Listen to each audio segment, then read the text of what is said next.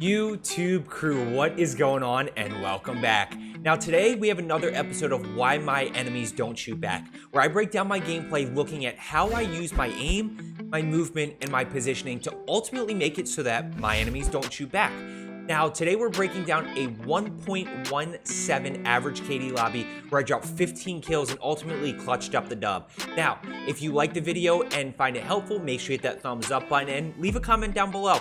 And if you are looking to continue getting better at Warzone, make sure you're subscribed with that notification bell turned on. A lot of you do not have that notification bell turned on, which means you could potentially be missing videos that will help you get better. Let's get into it.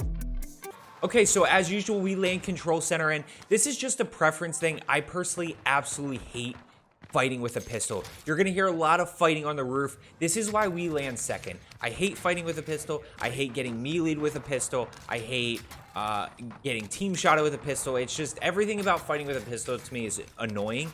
So I'd rather just run around and try to find a gun and then kind of push into the action. Now, Tommy downs one. You can hear him stick the res. The one I want to highlight here is not the first kill. The first kill is pretty easy in this scenario because he's low health. What I want to highlight is the second kill, which is A, anticipation, but more importantly, B, I hit all of my shots, which is why I ultimately take no damage. So that's a pretty easy kill. That's just a hip fire kill right there. Throwing knife. This guy, I just hit all of my shots. And there's not much he can do. Now, we know there is a team over on the bounty building, what we call Skinny over there. So we're going to have to end up playing that in a second. Look at these shots. So close to downing him. But we'll take the break. I actually think he fell to his death there, and I didn't get credit for the kill. Unfortunate. But we're going to push across. I ping that to let my teammates know there's people over there. Tommy ends up going down, but we're able to ultimately, I don't know who downed him. Oh, Dayton gets the down on the guy that downed Tommy, because we're going to get that full kill right there. Now, there ends up being two guys above us here, so we got to be careful with this challenge. Now, I hold this. This is positioning, and ultimately it would have been aim if the guy had pushed. But I have a nice little spot on the stairs here. Most people would push down and challenge this. This team ends up not challenging. Now, Dayton gets caught in a little bit of a weird spot pushing forward. I also want you to highlight this guy that you can see through the floor right, or through the ceiling right here, or tucked in the corner. So Dayton got put in a tough spot. Tommy's just going to go. I get a few tags on that guy. And we end up winning this fight pretty easily here. So I think we're going to go ahead and roll into Loadout now. I was running the Modern Warfare MP5. I'm actually not sure what. Oh, no.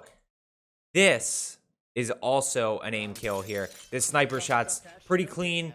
Coming out of the building. Can you fall? Yes, you can fall off that building. As long as you don't fall out into the stairs and into the street, then you're good to go. So we're going to go ahead and roll Loady here. Now, I noticed two teams over here. I'm rocking Modern Warfare MP5. Like I said, I got to see what my primary was here. Multiple teams fighting here. But I want in on this action. So I'm going to go ahead and push here. Rely, especially in close range, relying on my movement and my aim to get kills. So I'm going to go ahead, and I want you to notice positioning here. Right? I want to highlight, I have this door as cover. I know that there's nobody in my building. So if I need to, I can finesse up the stairs. But I'm going to use this sort of as cover and kind of peek this door. Now, notice I don't peek too far. I peek just far enough that I can get back inside if I need to. Right? At that point, I see him. I go and hit my shots. I'm going to rechow this. Why?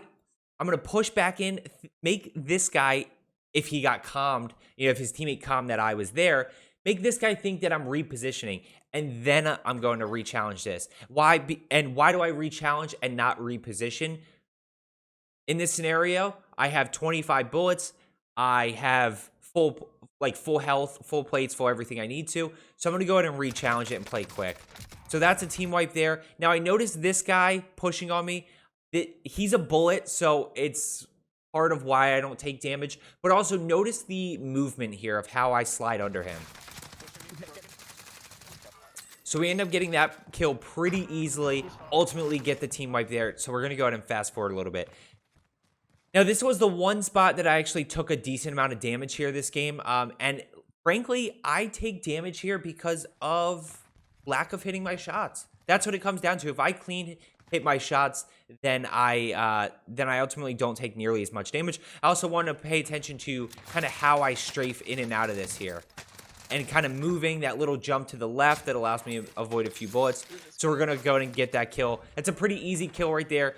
Could have been worse had I missed a few more bullets. Now, this is going to be on a guy flying back in here. And again, the reason I make this series is because people are always so quick to say, oh, well, your enemies don't shoot back. Well, in this scenario, what would happen most times for most people is they would not down this person because of their aim. They would not be able to hit all of their shots. That person gets away. That person could then come kill them later in the game. But instead, I'm going to go ahead and torch him out of the air. I go ahead and get the full kill. Or even just the kill in general. Obviously, he's got 3 teammates above, so he'll probably be back. But point being is that most people don't hit those shots there. Now, this team is, I know the team's top prison, so I actually go ahead and push this roof, I guess, tower here. Reason being is it allows a different perspective. Roof can be very tough to push sometimes. Ultimately, in this game, I decided to push tower to kind of shoot down on them. It's a really great position for top prison. What you'll see here is I end up getting that down right there. I end up getting that thirst, and I noticed that guy was sweaty. So I'm going to go ahead and finish this kill and ultimately go ahead and reposition, get out of the tower. I don't like being in here that long. So I'm going to go ahead and jump down here and ultimately work my way over to Dayton, who's down, and I can res him. Now we get, they ended up jumping, or there was a team over on Nova 6. So I'm going to go ahead and peek this window here.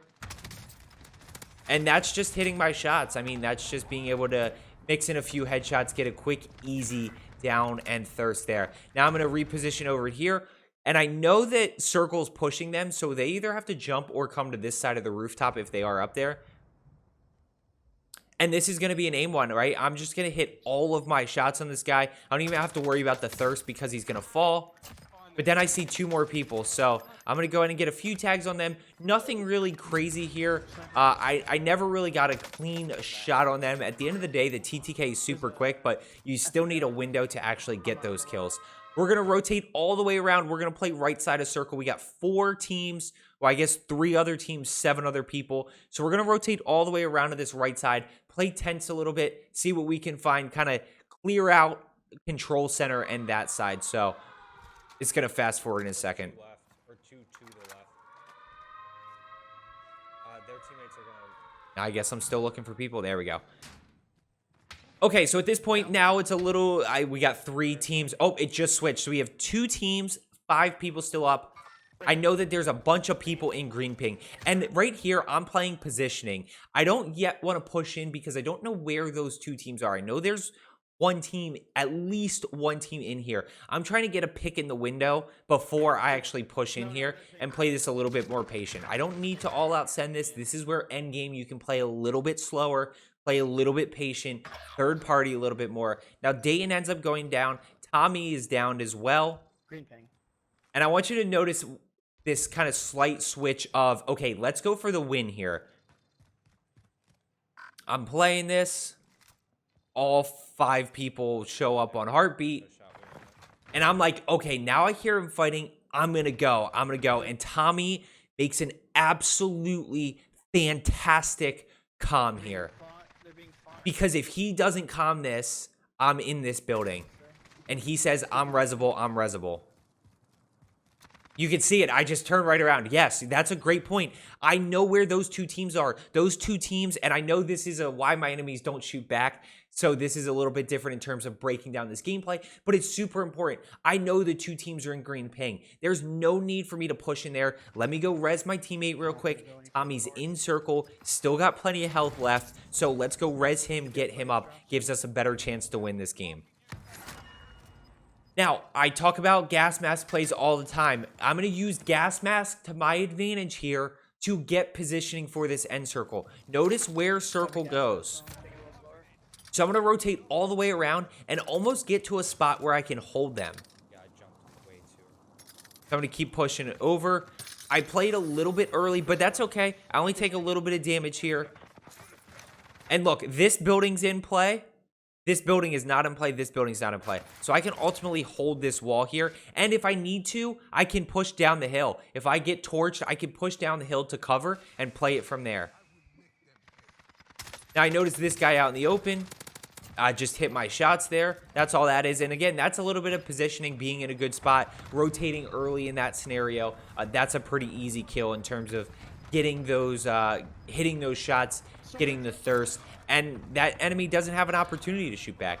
Again, this guy's another guy where he doesn't have an opportunity to shoot back. If I miss these shots, he potentially gets cover, plays a little bit of high ground, and then it's an interesting dilemma of how do we handle that scenario, because he can jump from roof to roof, I think.